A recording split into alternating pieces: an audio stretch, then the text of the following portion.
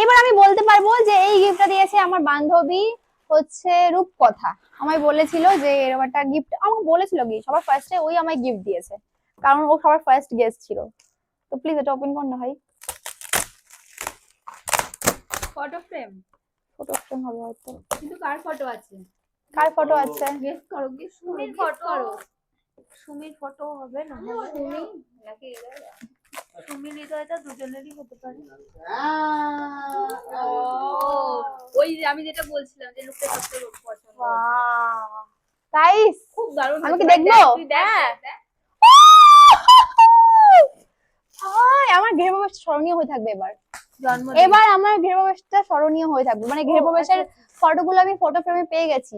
একটা সিনু দিল, একটা ও দিল, খুব সুন্দর ভাই। এটা আমার প্রিয় ফটো সব থেকে।